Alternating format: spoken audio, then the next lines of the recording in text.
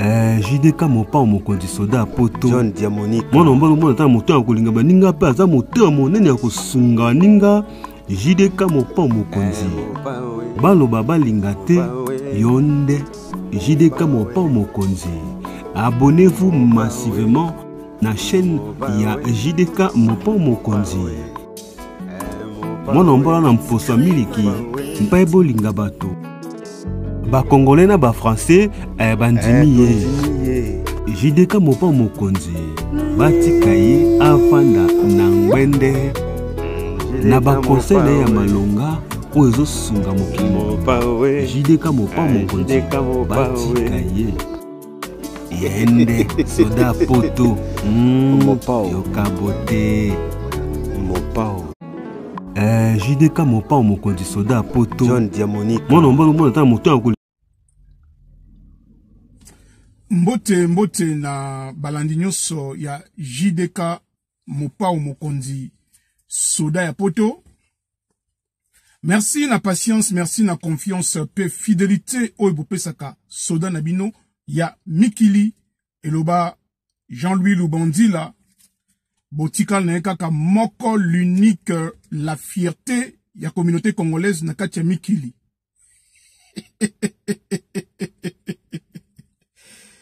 Bandeko nouvelle chaîne na bino yango yo na ko lembate ko ebisa bino ko rappeler bino ko informer bino oyo ezali chaîne ya sika na uti ko créer yango nazo senga na bino bo s'abonner chaîne na nga ya sika na kombo ya JDK soda ya poto TV. Ndeko oyoki JDK soda ya poto TV. Bandeko bopanza ka ndenge bozalaki nanga elongo na chaîne na liboso. Malheureusement chaîne wana ekangami to bandeli makambu a zéro nzambe akosunga po na kati ya ba réseaux sociaux na salaka course na mutu te malembe to koma kaka yango bo s'abonner belé ko s'abonner zaka nango ofele. Bandeko na yoko yebisa bino d'information au cas où yo olandaki d'information te leo na tongo pona yebi ba congolais mingi bandaka d'information te yango tozalaka wana soki information ezali ebimi ngai soda ya poto na yaka wana pona ko informer bino ko yebisa bino oyo ezoleka surtout na bandeko ba congolais oyo ya France.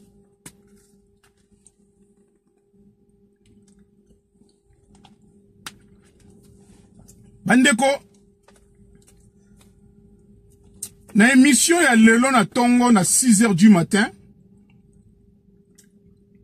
au cas où yo landaki te linga oyeba oyo eleki oyo koleka oyo ezoya kala mingi te na France par rapport ya immigration ba mibeko ya sika. Avant que le musika na olingana rappeler bino nan que ministre ya intérieur na biso ya sika avant la France na kombo ya Bruno Retailleau aza très mauvais. Aza mabe makasi.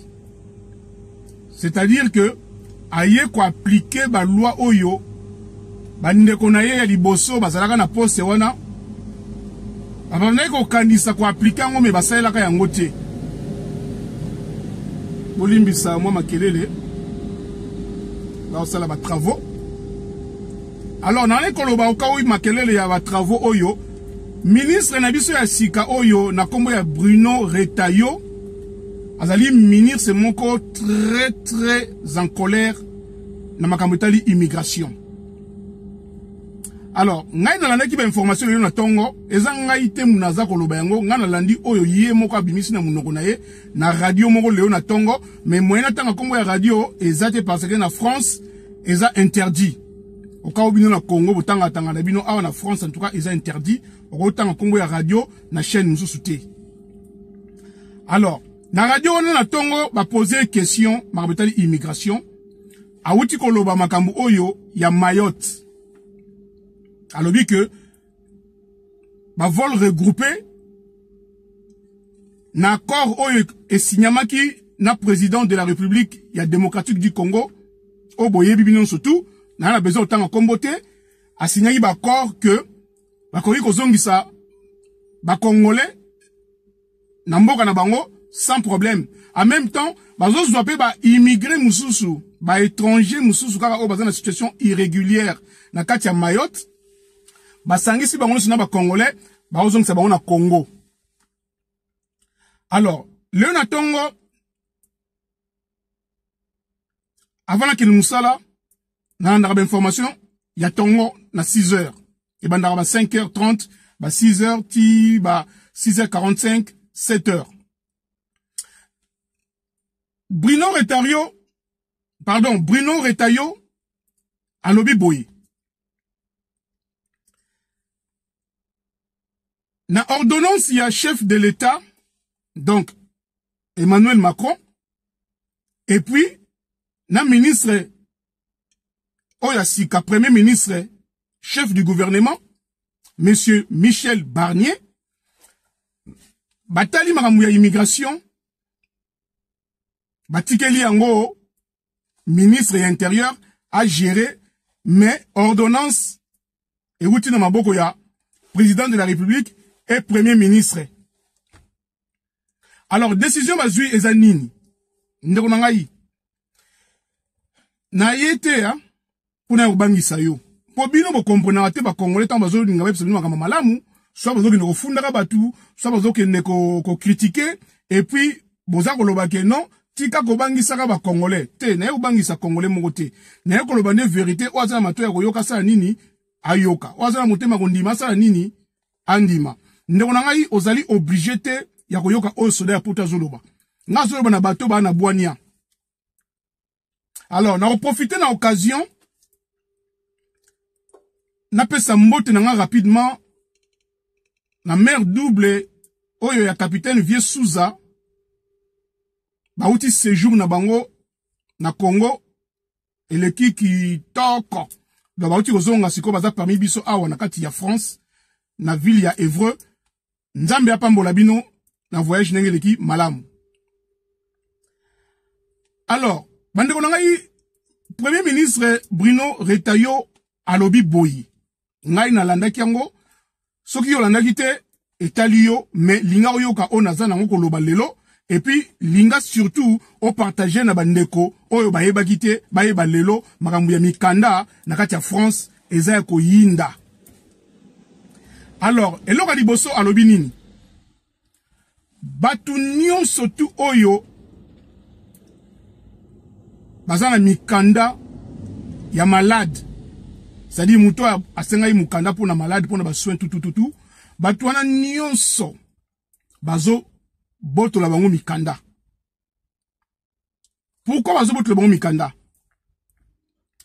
Parce que ba ko se rendre compte que batu wana mingi bazo mikanda ya malade, mais bazaka mingi libanda ya mboka. Banquette comme te salami.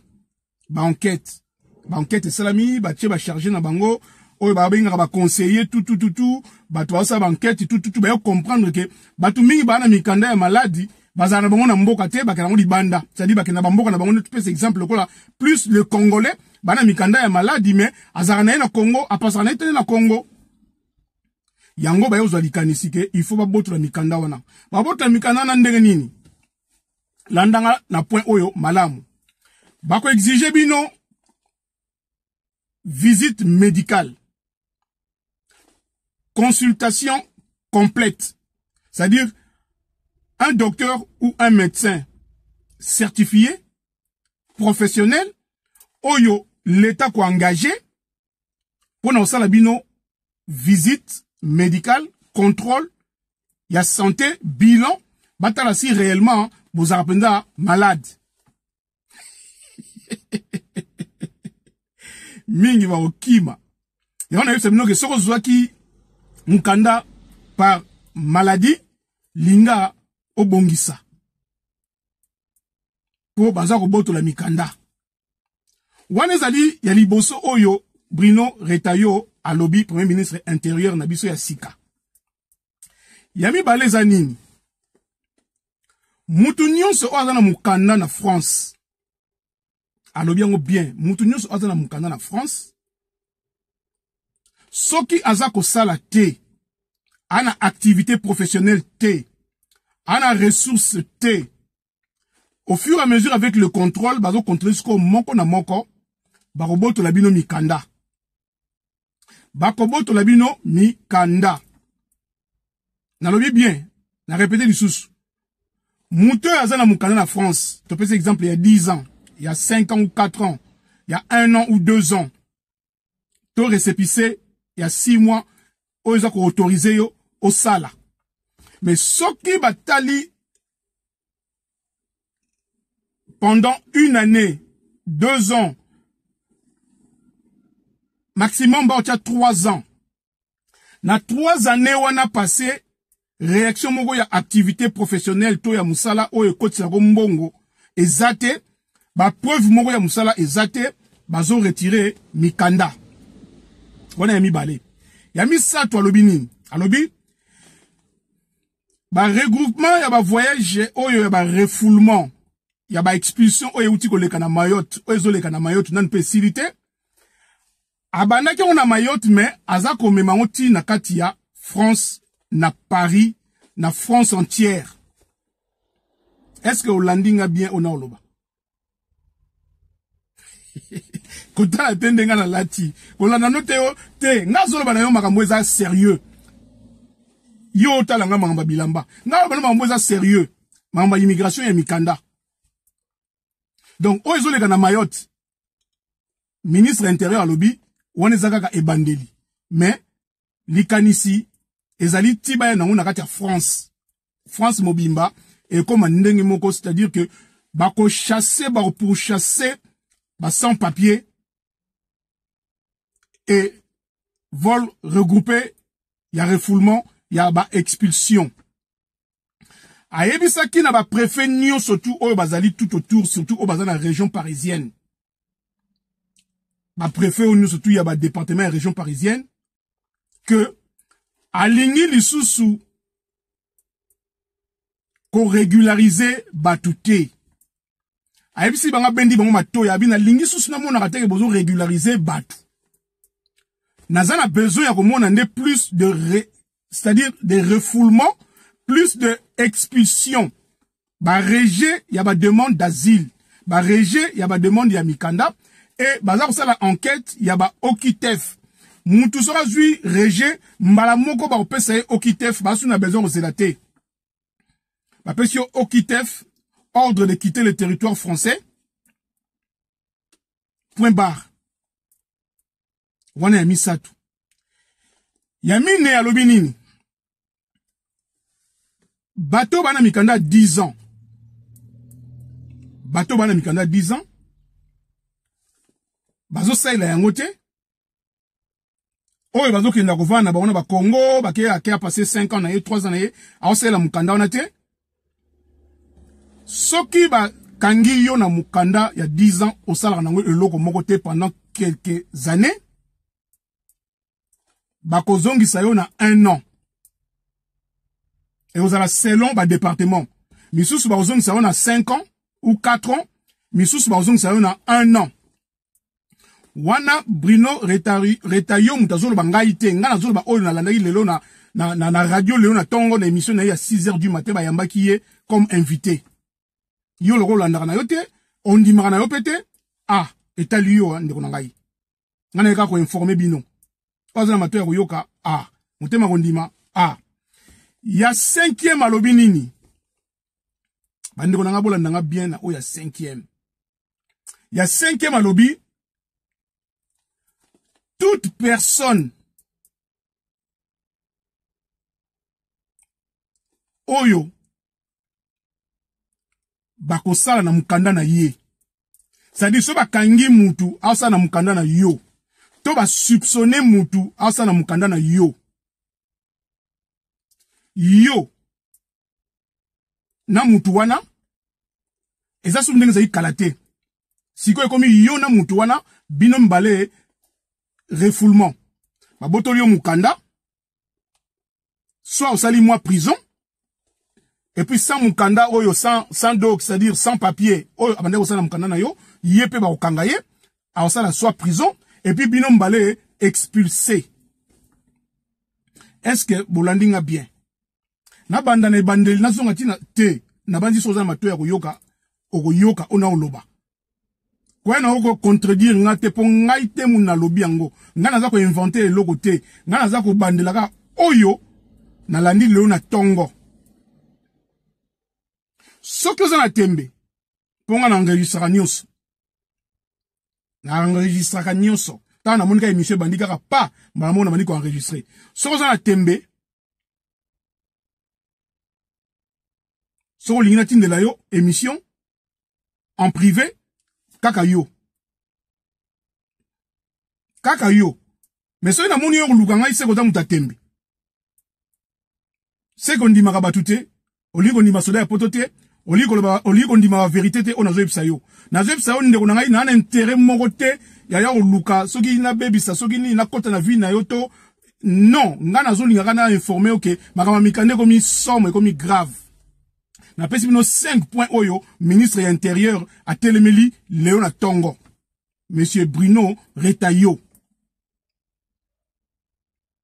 atelemeli ba point wana nga na yeka koyebisa yo soko lingi kondima ondimi bandeko na ngai soko lingi kondima te ezali problème na yo ngai kuna na zate parce que ngai to na zebisa bino boye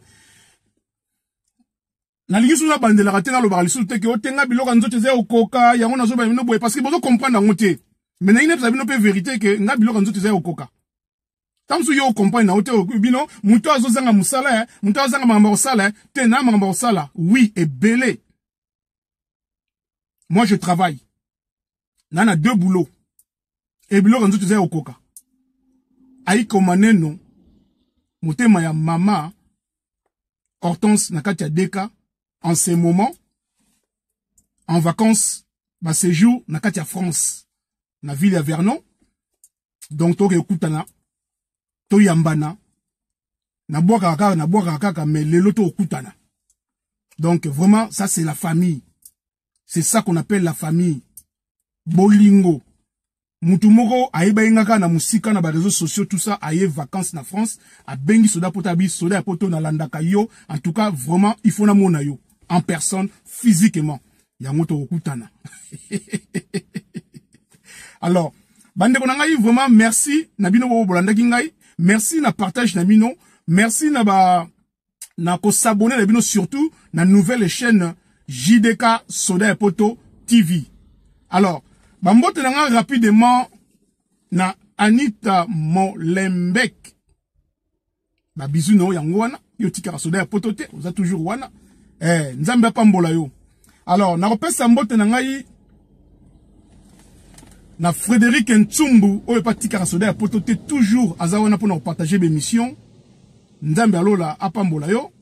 Venanga Jean Badra, Xavier Massamba et puis bientôt nazokota na ba système moboye ya kosala bino be mission mingi ya immigration parce que nazana be information ebele metant eza moke moyena sasa nyonso na sala nyonso na émission o ezate donc o ezali lokola na bandi sikoyo premier épisode na koya na ngona be épisode 2 3 4 5 tina 10 pour vous comprendre niveau nini oyo makambo ya migrant kanda et komi ngala kosuka nga otima akoyo ngalo mapembe suki na wa chaîne et non aboy ya boye zalate soda na bino ya mikili. À la prochaine émission, ciao ciao.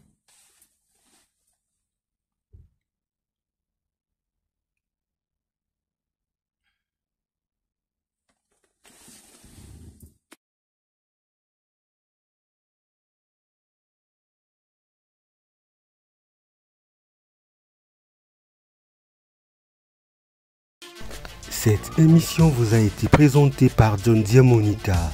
Si vous avez aimé l'émission, n'oubliez pas de laisser vos commentaires, cliquez sur la cloche des notifications, likez et partagez. JDK John Diamonica TV, votre chaîne. Papa Soldat ya Poto.